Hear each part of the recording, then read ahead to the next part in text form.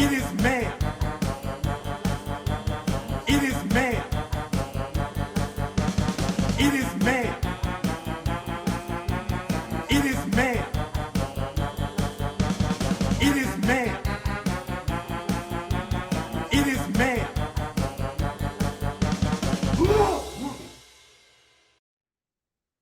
All right. Hello, everybody. It's so good to be back. It's been a while. Thank you for joining us on It Is Ma'am. It is ma'am. Don't forget it. Today we have a guest, but before that, I have to do the little housekeeping things. So if you could, please subscribe to either Spotify or YouTube. We're going to try to put the show on Twitter and give Elon Musk a chance to prove whatever it is he's trying to do for content creators. But if you could subscribe to the YouTube and Spotify, that's really helpful for us.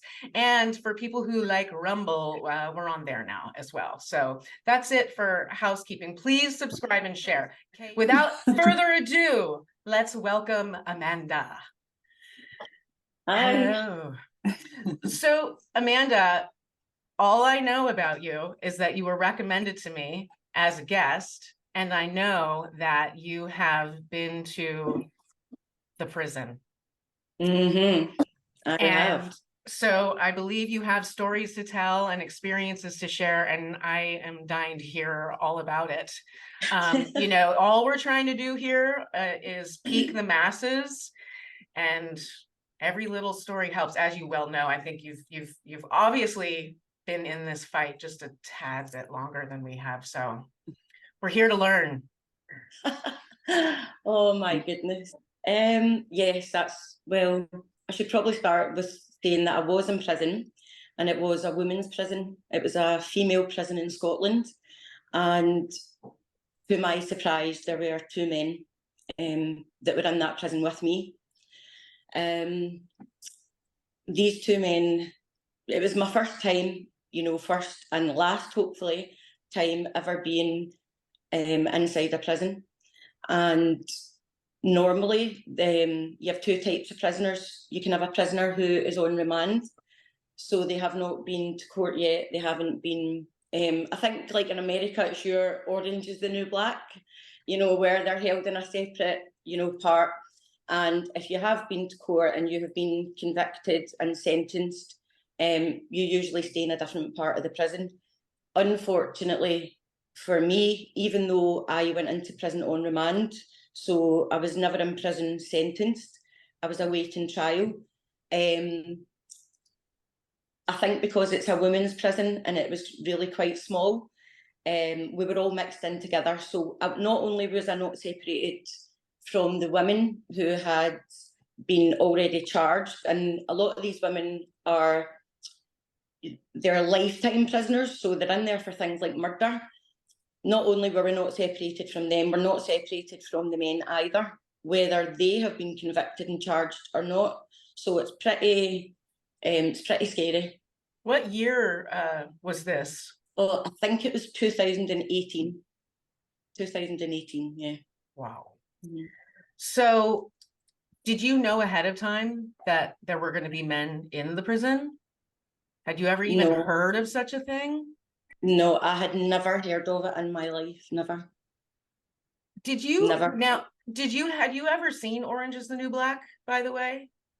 Yes, I've saw it. Now, let me ask you this. When you watched that show, did it ever occur to you that the man there would be a danger to anyone? Not really. I remember watching it and thinking, you know, oh, that's a guy, but, you know, okay. Same. You know, like they made him quite, you know, pretty and quite feminine. And so, yeah, I wasn't thinking that at the time watching Orange is the New Black. So you're already in this nightmare situation. You've never been to prison before. I mean, from how you present, I mean, it doesn't look like you were like running the streets back in the day. I don't know what you went to prison for, but I imagine, you know, you're terrified already. This is like the nightmare of your freaking life. And something that's not even on your radar is now all of a sudden in your face and possibly a huge danger. Now, I don't know what these men were in there for, what they were like or any of that, but like, when did you first discovered that there were men in there, and what was your first initial response? I mean, it was pretty much as soon as I walked in, because the prison that I was in was called HMP Greenock. So it's in Greenock, you can look it up, and it's actually a men's prison. So what they did was opened up a wing for the women. So it's not, although it's a men's prison, don't get that mixed up as if it's supposed to be, you know, mixed. They've taken one wing and given it to the women.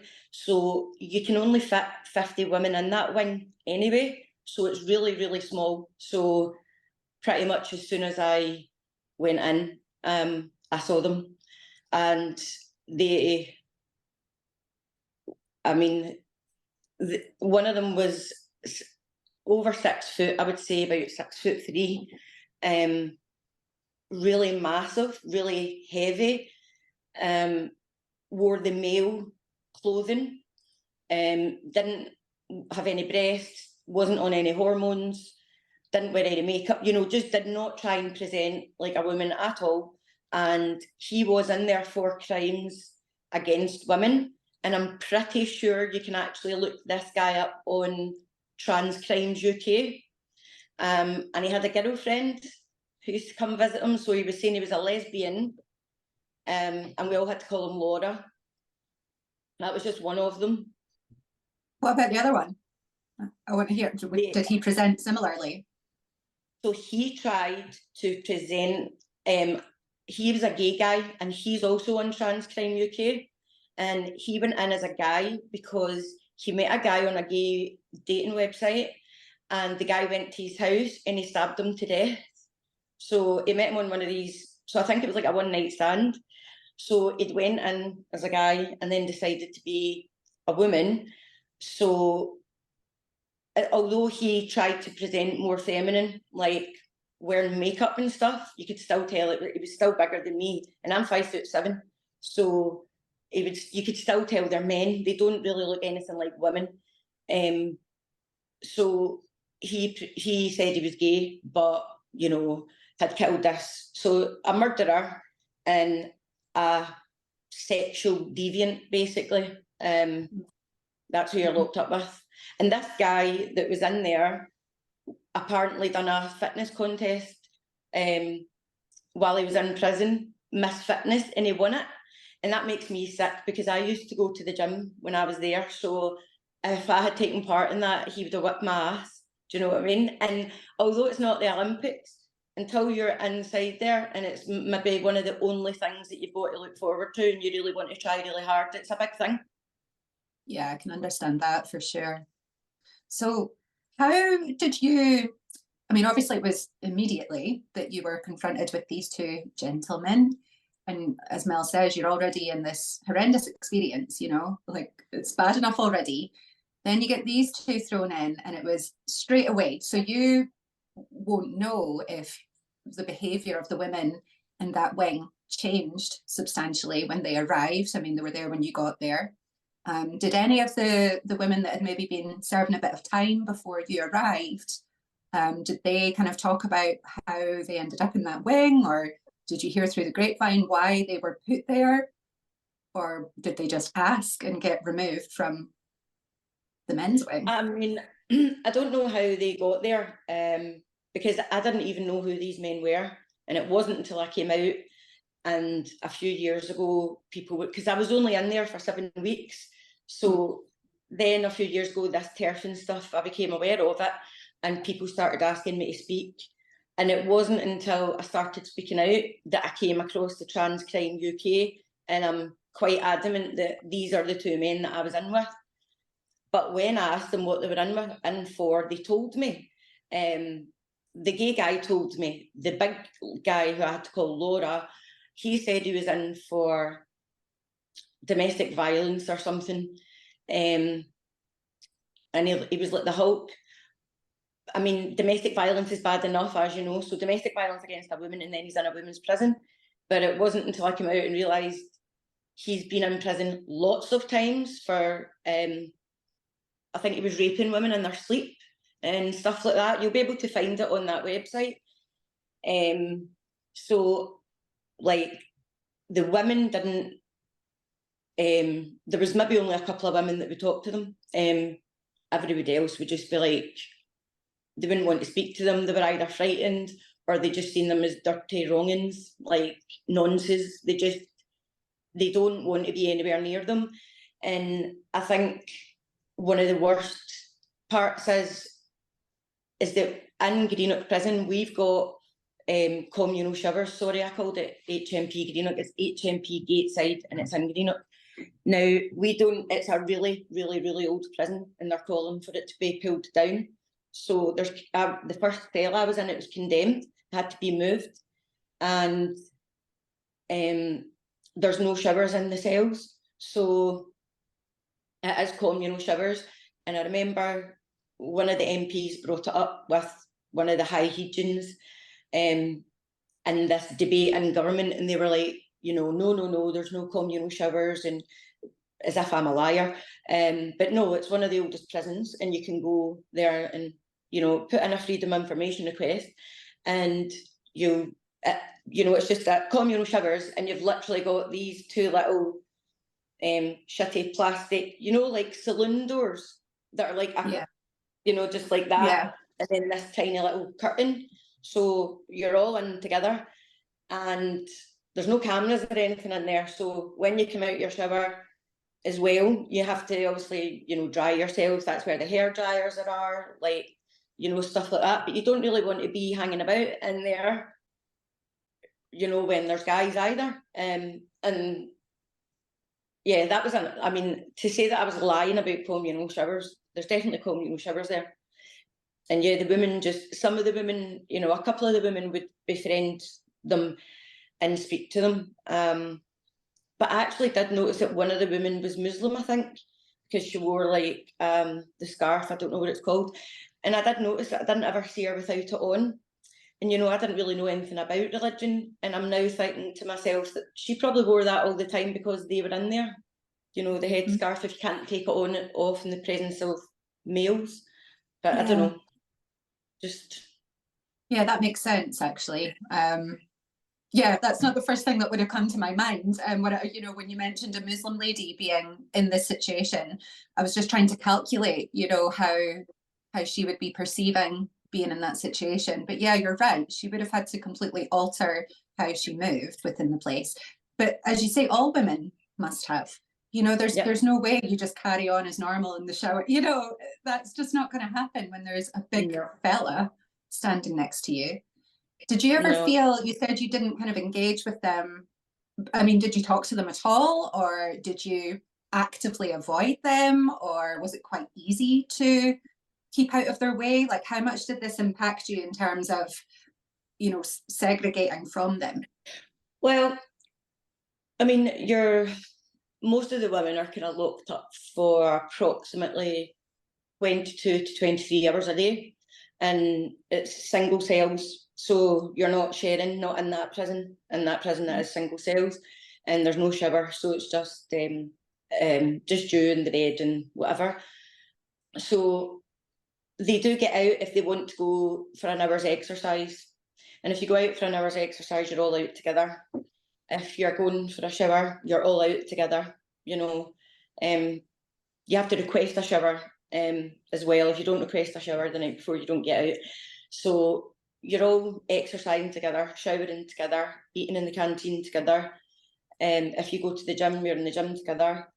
And if you go for visits, you're held in a little, like another little room, well, like a big cell, you're held in there until you go for your visit, and they're in there with you as well. So basically, any time that you're outside your cell, they're there.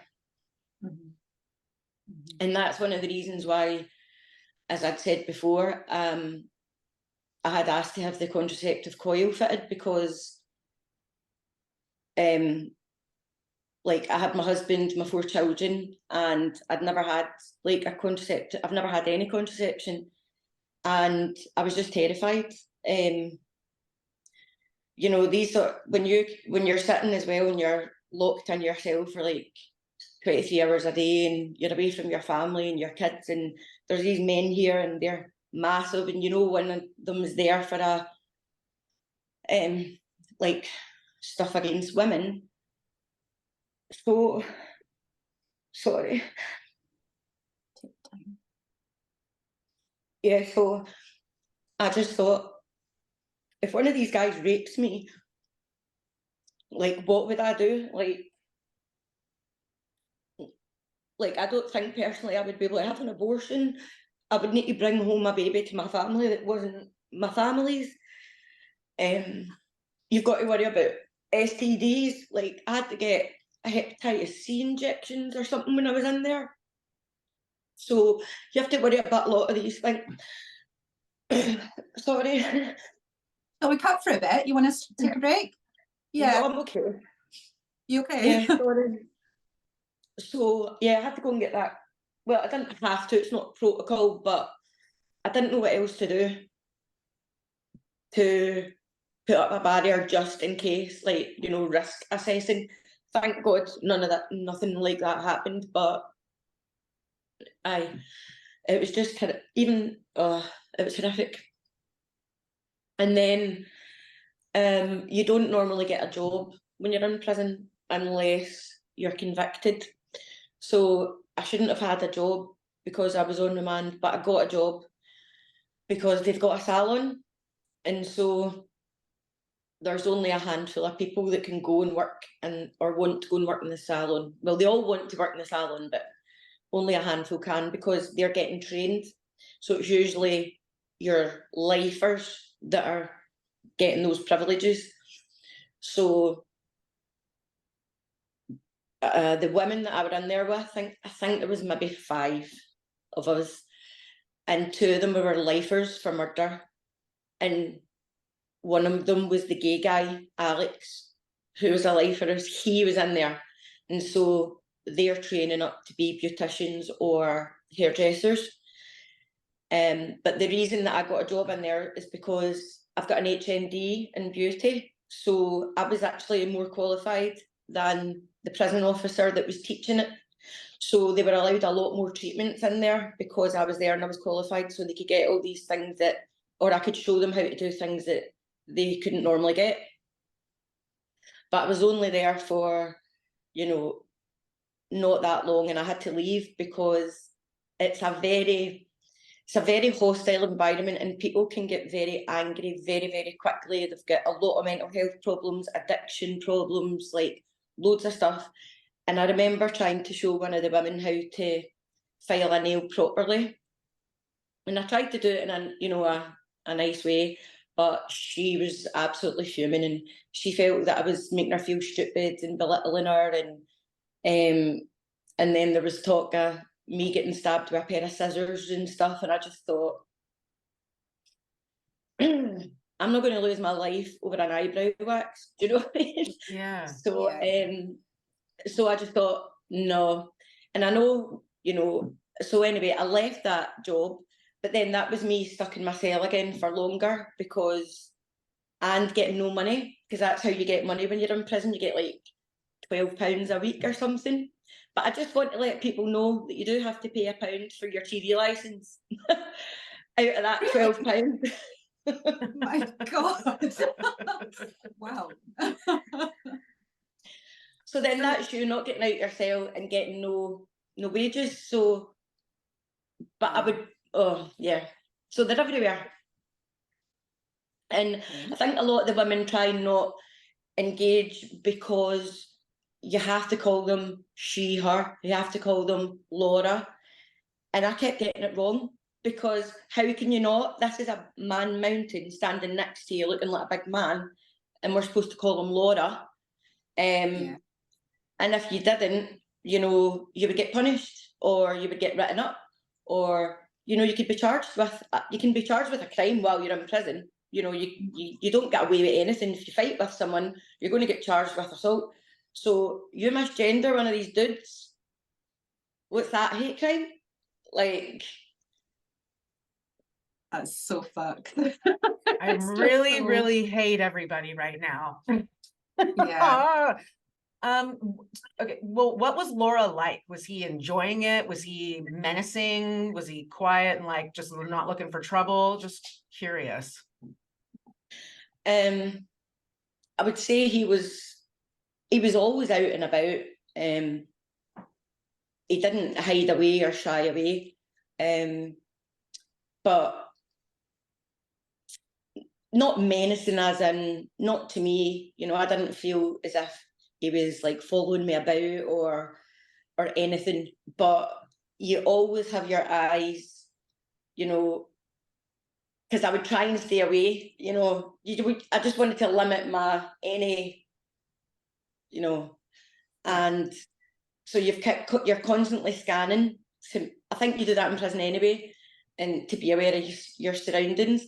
But I didn't feel like I had to try and run away from him, or that I was terrified, or that he was following me about or anything. I was actually more frightened of the gay one.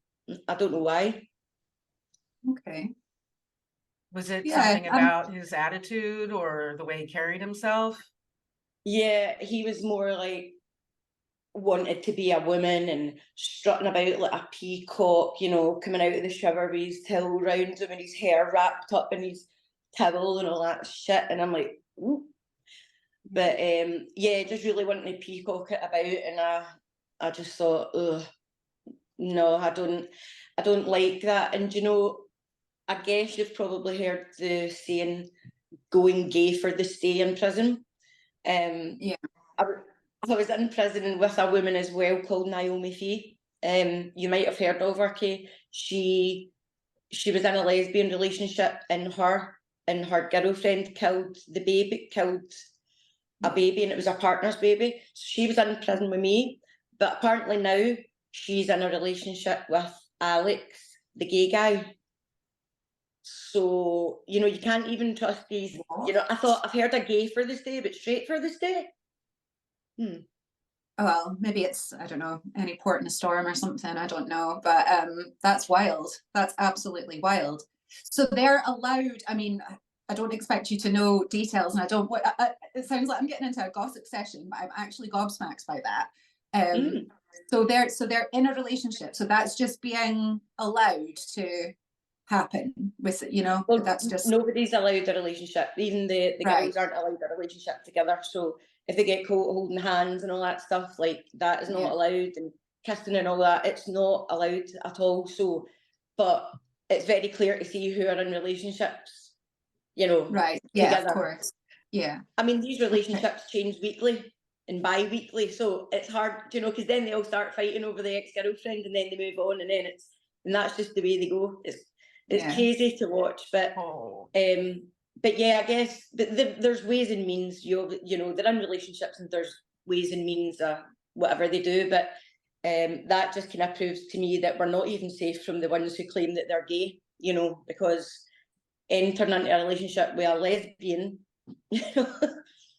Well, it's the penis that's the problem, isn't it? It's not the person attached to it. The penis is the problem when we're looking at sex segregated spaces, and prisons have got to be, you know, in the top 3 reasons why we need separate spaces, for incredibly obvious reasons. You know, everything about it is just astounding to me. You know, they're in for domestic violence, they're in for crime perpetrated towards women, and they just chuck them in there. I can't believe it. I mean, so obviously it's been a few years since you got out of that situation that you were in. And I suppose it's just the way my brain operates. You know, I'm thinking more about you than the people that you left behind, you know, and you were emotional, you know, you're tearful, talking about what you went through. Who's kind of helped you to recover from what you were subjected to? You know, is there anyone do you have support? Are you connected with other women who have been in a similar situation? Or are you just kind of left to heal from all of that unassisted, basically? Yeah, I mean, you just have to kind of come out and get on with it. But I've got my family, and I had a home to come home to, and my kids to come home to, and I don't have addiction issues or you know, most of these women that were in there have really, really bad addiction issues, and Yeah. they would lose their homes, and you know, people wouldn't visit them or send them in clothes or send them a letter or send them money or anything. So I suppose, you know, compared to them, it was so easy for me, and I've got, you know, my family to support me, but I didn't really speak about it. I only speak about it because I've been asked to speak about it because of what's happening, and now that I'm aware, I won't shut up about it because I want to make sure that these women are okay. Yeah. But yeah, you just, you know, I didn't really speak about it. Most women, it's very hard to connect with women as well, because women, you know, if they've got any sort of chance of coming out of prison and starting a new life, the last thing they want to do is come and tell people that they've been in prison. And you'll notice that from the way I'm treated on social media, you know, because I've been in prison, you know, getting doxxed and, you know, lies made up and, you know, all this sort of stuff, contacting people to say, don't speak to her, she's a violent criminal, she's not the right person to speak to. I'm like, I don't know who the perfect prisoner would be, do you know what I mean? But by all means, please find them, because I feel like I'm doing this on my own, and I would love nothing more than a cohort of women who have been through the same and know what we're talking about. But they're really, really difficult to find, and I absolutely don't blame them, because they'll just be, you know, lambs to the slaughter. Yeah. Yeah, I do understand that. You know, there's just a few things I would say in response to all of that. That, you know, firstly, Amanda, you would be treated like that on social media regardless of your history. They would find something to drag you for, you know. So it's just nice and juicy. It's a low-hanging fruit that you were once in prison. And if you can kind of keep that at the forefront of your mind when you're dealing with these fuckers, you know, I think that might just lubricate things a little bit for you. Secondly, I think I'm very grateful to you that you are one of, you know, you're a needle in a haystack. We're trying to find more women like you who will be outspoken on this kind of stuff. So thank you for that. And lastly, again, it's just my empathy kicking in here when I'm listening to you talking. You know, I think for you to, yeah, if you do find other people that you can connect with over this, having this in common, I hope that would be really helpful to you. So I hope that that's on its way to you. You know, Mel and I have got your back, so tag us in when they're coming for you. But you know, I think don't minimize the pain of what you went through. I know, like you say, other women might have had it worse. You know, they lost their homes, they had no families that were caring for them. You were in there for a relatively short period, and life in many ways will have gone back to what it was before, but not in some. But I think for as long as you sort of deny yourself, you know, really looking at it for what it was a really terrible situation that you were put in. You know, I think it's important to be really very honest about that, you know, instead of pushing it away and thinking that you don't deserve to feel hurt by it all. I think you're amazing personally, so I just wanted to let you know that I'm really grateful to you. But we need to find out, where are all the women that have been in prison with men? We need to like start a club or something. Yeah, I'm curious about a temperature read of the prison when you were there, not just your fellow cohort women, but the staff. Was everyone there just rolling their eyes like, how the fuck is this what we're dealing with? Or were there people there who were like, yep, no problem, it's a woman? Like, what was the general feeling? No, they were very respectful and very, you know, I have to, you know, be honest, and, you know, us criminals are not supposed to talk good about the screws, but no, they were very professional. But I did feel sorry for the female prison officers who had to pat down, you know, do these frisks, and because, you know, we have to get that done a lot. You wouldn't think you would have to get frisked a lot, but you do. Anytime you know, you're moving about, or you have to get frisked quite a lot. And the women had to do that to these men. And, you know, they would do it, but you could tell they were just like, what the fuck is this? Like, and I don't know if we had to get random strip searches as well, especially after visits, but I don't know if they got strip searched by the men or the women, but I'm assuming that because they were in a women's prison and they were getting frisked by the women, that I'm pretty sure the women probably had to strip search them as well, but I don't know. But yeah, they done it professionally, but I don't think they liked it. Yeah. We need laws about psychological abuse, because that's what it is. To be told you must believe this thing that you don't believe, that's psychological abuse. We need a law. I mean, that can't stand. I mean, there's a documentary, a Scottish one, and at the moment it's on YouTube, and it's old, but it does feature women in prison in the Scottish prison system.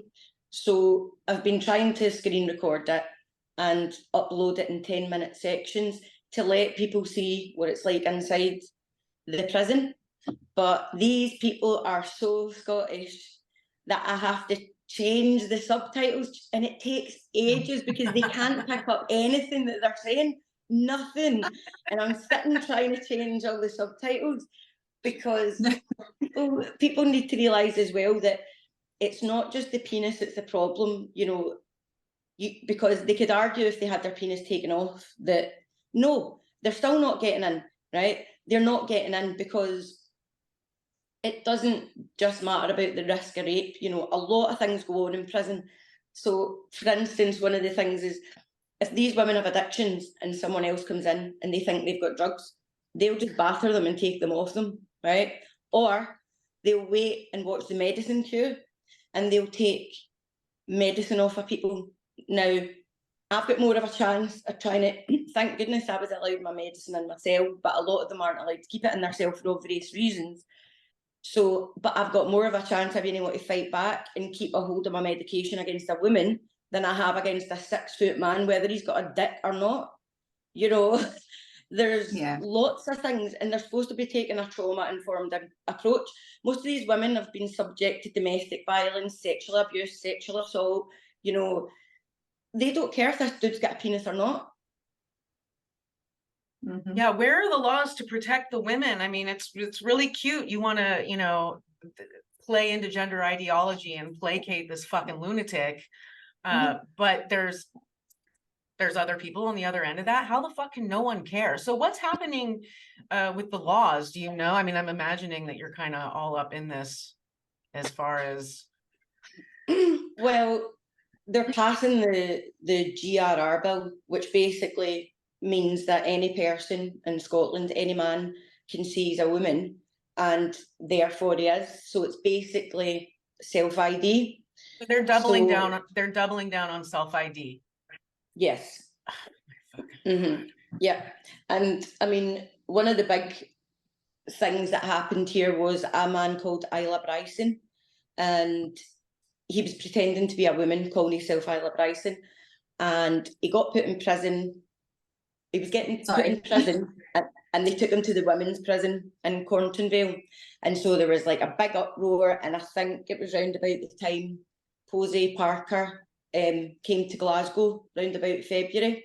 So there was a big uproar, and that really helped as well, because, you know, the women were all talking about it and they were, you know, going to be speaking.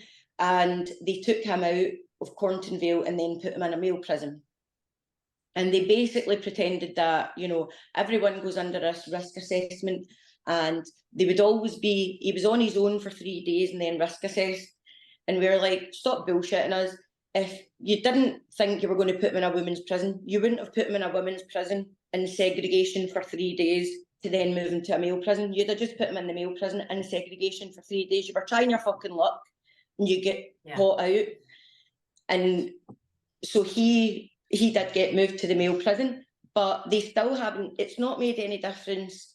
You know, men have been jailed since then, and Hamza Yusuf, he's just saying, when people are saying, well, this person be going to a female prison, well, that's up to the Scottish Prison Service to decide. So they pretend, well, they say they do a risk assessment, and maybe they do, but I'm pretty sure that the risk assessment they do on these men, because they're claiming to be women, is the female risk assessment. So Yeah. the female Yeah. risk assessment is totally different to the male risk assessment anyway. So the risk assessment couldn't even stand up. But this is coming top down. I mean, it's in the schools, it's in the police, we know this, it's in the prison service, we've got a man running a rape crisis shelter in Edinburgh who pretends to be a woman and actually went for that job pretending to be a woman, has no GRC, didn't tell them that he was a man, and then when he was caught out, told the women that they had to reframe their trauma and their bigotry. We are fucked.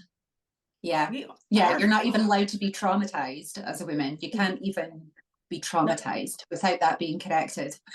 Be traumatized appropriately so we don't offend the LARPers. And, What the fuck? And I think one of the worst things is, you know, there's been like 100 women at the last count, or the last I heard, being raped in our UK hospitals, and because Baroness Nicholson's been contacted about that, and every single one of these men are pretending to be women. And one of the women went to the police, and the police and the hospital basically told her, you know, you couldn't have been raped, there were no men there. Now, if that's not gaslighting, I don't know what is. But if you look at the journey that could take, so this man is able to rape a woman or a child, right? And then if he is caught and goes to court, you then have to call your rapist she, her, she put her penis in my mouth, or she blah, blah, blah, sorry. So you have to do that, and then the guy gets put in a female prison. And then where is this is definitely a man's world, you know. How can all these women have to go through all these things? And then once he's raped you, you try and go to a rape crisis shelter, and then there's guys there. In fact, the guy's running it. You know, there's a guy running it. It's like, what the fuck? There's nowhere, we've got nowhere. I feel like we woke up one day and every single person in any position of power in any industry or whatever is a fucking pervert. Just all of a sudden, all the perverts ended up in charge. And now there's nothing anyone can fucking do about it. So among like your circle of friends, your community, whatever, are people talking about this, or is it the same way it is in the US, where either nobody knows or they're in secret turf land like I am on Twitter, just only talking to people that I met online?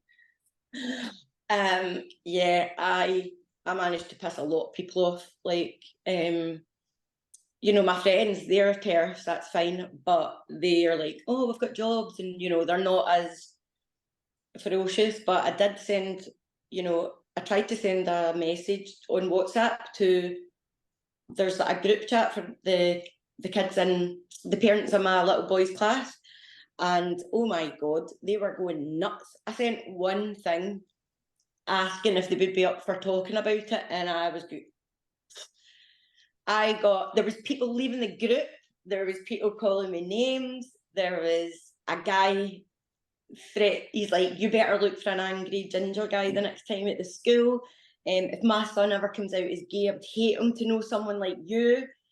And I thought, no, you need them to know someone like me, because if your son comes out as gay, he's going to end up getting his dick chopped off. Do you know what I mean? Yeah, exactly. Because he's not allowed.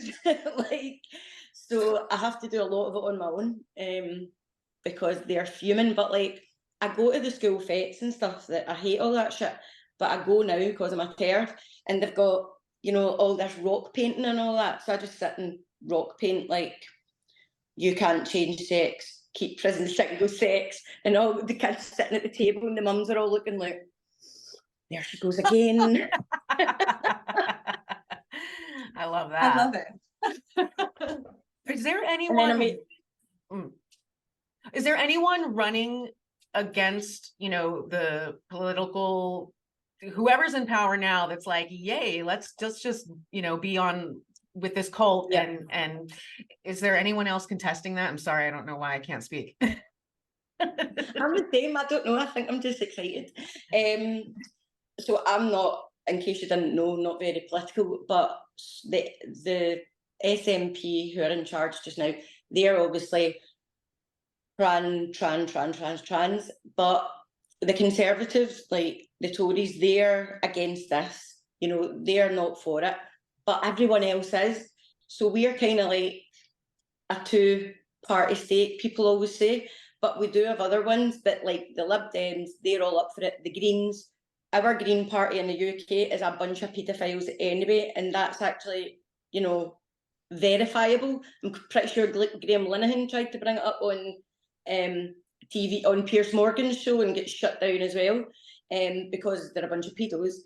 And I think Labour as well. So the only person here that is against it is the Conservatives. But there is a new Scottish Family Party coming out, apparently. But I read some of their stuff, and they are what you would class as homophobic because they're against like gay marriage and stuff like that. So I could agree with maybe most of it because it seems like good family values and, you know, not totally right wing or whatever. But then there was a whole part about the gay stuff that they don't really like, and I thought, nah, I can't vote for you either. But there is a new party. Have you heard about the new party? No. The New Scotland Party? So the first one was the Scottish Family Party. This one's the New Scotland Party, I think. And they're basically what they would call us conspiracy theorists. We want holistic therapies. We want the vaccine injured to be looked at. We want all this shit out of schools. You know, the guy does. I think his name's Robert.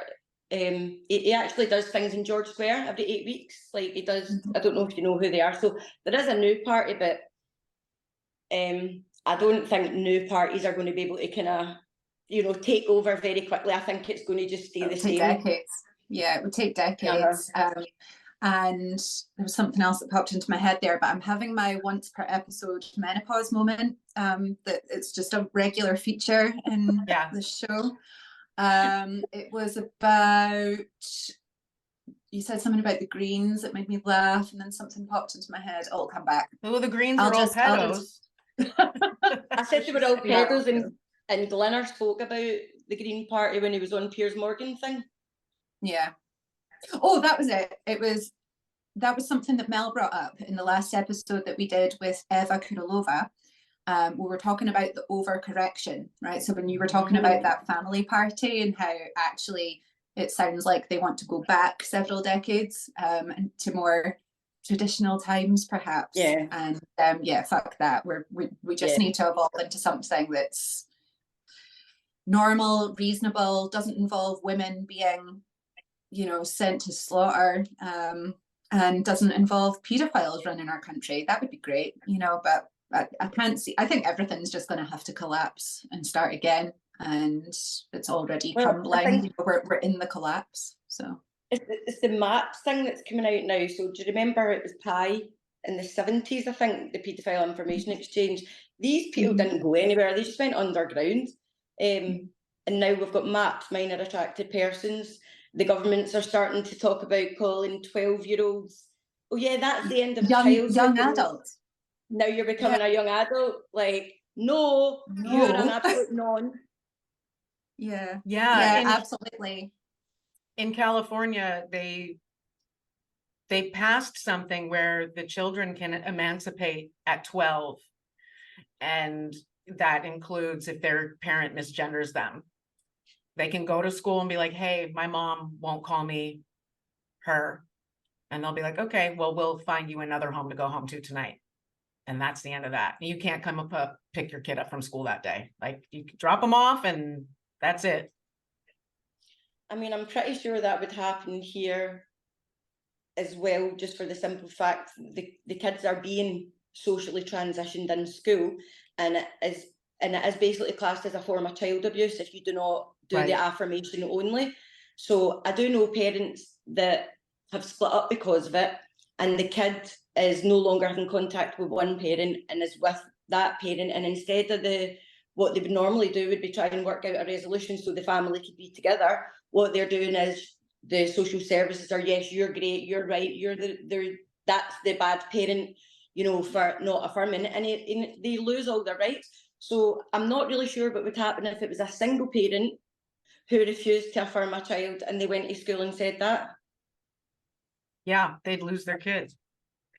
And this is, oh man, you know, in California, the parents I'm thinking of when I'm about to say what I'm about to say are like mildly affluent, you know, kids are going to this practice, that practice, and that practice, scheduled to the gills. I mean, these people are so into their children, and none of them even know that there was a law passed that someone could, they're fucking out to lunch, man. Yep. And I think a lot of the kids are into, especially when they're into music and arts and all these sort of classes, you find a lot of that apparently, these kids wanting to be trans, because a lot of them are quite autistic,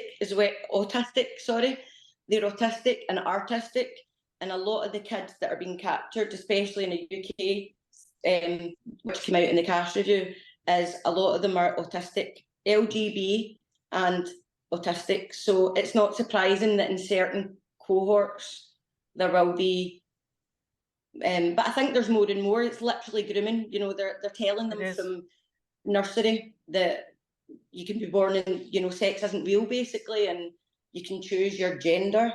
It's not hard to wonder why they'd be confused, and a lot of them are bullied if they don't go along with it. Or I know one of my friend's children was bullied because she wouldn't call a boy she, her, and she was only in like primary 7, so she's like 10 years old, and getting into trouble from the teacher as well for not calling this boy she. Yeah, that's happening here as well. You know, when you're talking about the communal showers, the first thing that popped into my head was when I went to junior high. So junior high where I live in California, it's 7th and 8th grade now, and that's, you know, 12 or 13 you're starting. So I'm 12 or 13. I hear that I'm, you know, going to junior high, and at junior high you have to shower for PE, and I was a little bit chunky, and I had been made fun of for that, so I really did not want to change my clothes in front of anyone. And I remember being just so horrified and terrified to even have to do that with other girls. How we got here, because they're even doing it in schools too, but how we got here, because the other thing is, it's not just perverts in control. There are women in positions of power. There are regular people in positions of power. How the fuck did they all allow this shit to happen? I'm so mad. I want to fucking strangle everybody. But because no one's speaking up, and because everybody, you know, was groomed like we were with, I've said this so many times, but Orange is the New Black was like fucking grooming material. This man's not going to harm anyone. He's the nicest guy. He's the nicest woman in the whole prison. He gives you therapy and cuts your hair. I keep misgendering, but you know, but I just don't, I think of the prison system, and there's got to be a lot of people involved in the bureaucracy. They can't all be fucking perverts. Does no one there have a heart for the women involved? I think something incredibly evil is happening. You know, it's like it feels like a disease that is spreading. So many things have been normalized just bit by bit by bit. It's like you were saying earlier, when they put Sarah Jane Baker, you know, into, while they were deciding what to do with him. Isla Bryson. Sorry, Isla Bryson. Yeah, that other pervert. I know there's so many of them. whatever his name is. Yeah, they're just seeing what can be gotten away with, you know, how much pushback are we getting, you know, everything's just being edged in little by little, and it's so fucking strange to me, and I don't know what the big agenda is, but there's got to be something. The world was not this evil a few years ago. The world was not doing this to children a few years ago. It's like our children don't matter anymore. Women don't matter either, but really my fear is what is going on with children. You know, if they get to women, then they get to the kids, right? So that's why we're in the front line. But what is happening to our children absolutely terrifies me. I wanted to ask you, do you think there's ever any valid reason for a biological male to be housed in a women's wing of a prison, or any reason at all that would be valid? No. Yeah, concise. No, I completely agree with you. Yeah, I completely agree with you. And what are you aware of organisations within the UK or anywhere at all that are fighting for women that are currently in prison in this situation? Are you aware of any, you know, charities that are looking at this, or, you know? Well, if you've heard of, there's a woman called Dr. Coleman, and she runs Keep Prison Single Sex. Okay. So that is literally what she fights for day in and day out, and she's the one that is mostly, you know, fighting and called upon when evidence is needed, you know, about the prison system. And but she is, you know, she has to get donations and stuff, and so give her a plug if you can. Yeah, we're They've definitely. got merch. But Yeah. she does a fantastic job. They do protests, you know, she does a lot of stuff with the government, awareness, stickers, hoodies. Are you connected with her? Like, have you ever had conversations with her? Or yeah. Prisons are quite difficult because we wanted to do like protests outside the prison, and people probably think, why don't they do protests outside the prison? And we can't, because as soon as you do a protest outside a prison, they'll put that prison on high alert and they'll lock all the women down. So we don't want to be the reason that women who are locked in their cell for 22 hours a day are locked in them for 24 hours a day for a week. So and I don't know what to do, you know, to write to the government or whatever. So I can only just shout and bawl, but honestly, Dr. Kate Coleman, she's the one that's kind of heading the fight for the prisons, and I think she's amazing. She's such a lovely woman as well. Is that worldwide? Because I see it on everyone's Twitter, that everyone who has KPSS. Is that worldwide connection? It was just in the UK. Everybody puts KPSS to stand for Keep Prison Single Sex, but there's Keep Prison Single Sex USA now, because they added me a few months ago. So there's I don't know if her and Kate are doing it jointly. As I say, I'm not like friends with Kate. We do talk about stuff like this, but I'm not sure if they're linked. But there is one in America now, so that's really good. Okay. All right. I will definitely put that in the show notes so people who want to support or get involved or learn more can go there. Yeah. I was just going to ask, kind of, what does your immediate future look like, Amanda? You know, you've still got some healing to do, and some things to process, and it's kind of like brushing your teeth and eating a biscuit at the same time, because you're watching all of this bullshit happening all around you while you're trying to recover from what you endured. Are you happy now? Do you feel good? Do you look forward to your future? Do you feel largely free from it? Gosh, you know, I thought I would never go back to prison, but I might. I've had already had 2 people on Twitter trying to call the police on me for being homophobic, right? Okay. Actually phoning the police and the police calling me, you know, now that's like a hate crime. You can get put in prison for that, right? So I'm like, gosh, I might be back in prison again. But no, at the moment, all I can think about is my kids. And I mean, things are great, you know, family's fine and everybody's happy, you know, there's no like trouble, but I just keep focusing on this, and you know that brings you down, doesn't, like, all the time. So you need to get away from it and like have a good laugh. Like, I'll go on different spaces on Twitter with my Scottish friends and I can talk in my slang accent and we have a pure good laugh. And I don't need to speak polite because I don't need anybody else to understand me. But the future is obviously, for me, is just to fight this.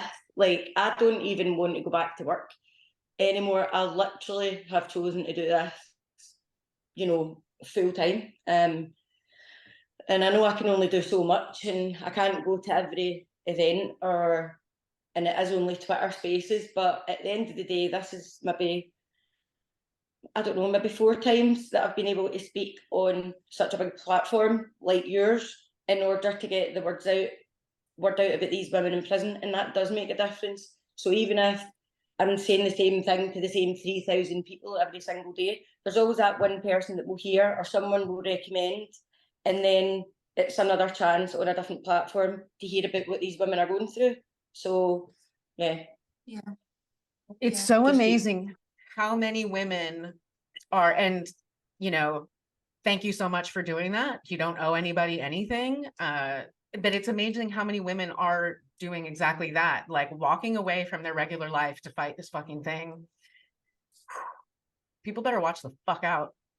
that's the thing. I'm like, we could be sitting, you know, being ladies who lunch and go for lunch and just sit and chat shit about book club or some boring nonsense, you know, or going to spas and enjoying ourselves with everybody else. No, I'm sitting on Twitter fighting with fucking perverts all day because it's important. Yeah. I Yeah. know. You know what though, Amanda, I think, you know, some of that, I completely understand what you're talking about with how, you know, it brings your vibes down when you're surrounding yourself in that all of the time. I know exactly what you mean. But I hope that as your kind of reach grows, you know, if your platform kind of gradually gets a little bit bigger, I hope that you'll become a magnet for other women who are pissed off like you. You know, I hope that you will, because the confidence will just bubble up. You're already unbelievably confident, you know, when you're talking about it. I think you just need that real sense of support, you know, and community with women who really get it. Mel and I have got all the empathy in the world, but I can't imagine going through what you went through. You know, Yeah. I enjoy It's hearing your horrible. story, but I can't imagine being in that position. So I really hope that you're going to just form an army of women who will fight against this in your own way, you know. But Mel and I will do whatever we can to help, you know that. Thank you so much. I mean, one of the other women that's talking out, I don't know if you've heard her name is Rona Hotchkiss. Mm-hmm. She does a lot of work with Dr. Kate Coleman. She was my governess when I was in prison. Okay. And she's retired now, so she can speak out about it. So she did a hell of a lot of work in speeches and, you know, outside government and all this sort of stuff. They're amazing. But yeah, I would like to build a wee tartan army as well of wee working class Rajis that are absolutely raging. Absolutely. Yeah. You know what? Because why does it have to be all the middle class women that are well spoken who are able to articulate what the hell is happening to us all? You know, we need everybody. We need everybody on this. I've not to be respected. I'm a foul-mouthed ruffian with no qualifications, apparently, and the wrong type of prisoner. And anybody who supports me, they won't have their respect. Well, the thing is, you know what? You're just about to make a tsunami. There's a tidal wave, you know, coming up behind you. You're riding in on it. I know it, right? You went through everything that you went through for a very good reason. You know, I know it sounds like a crazy way to frame it, but no, I think you're going to be the one that changes things. It just takes a bit of time to get that momentum, you know, and find exactly the way that you want to do it. But yeah, you're going to do massive things.